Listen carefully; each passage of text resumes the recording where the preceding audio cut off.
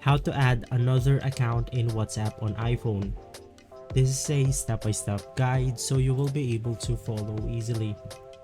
Now unfortunately there is no official WhatsApp way on how you can go ahead and do this, but I have a trick for you guys.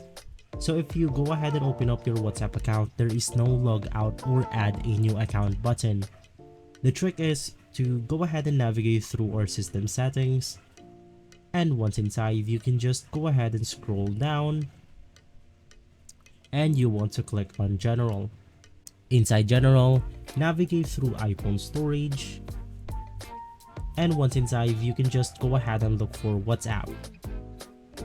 From here you want to go ahead and offload the application, and this will reset the WhatsApp into its factory settings, meaning you can go ahead and log in another account on your WhatsApp on iPhone.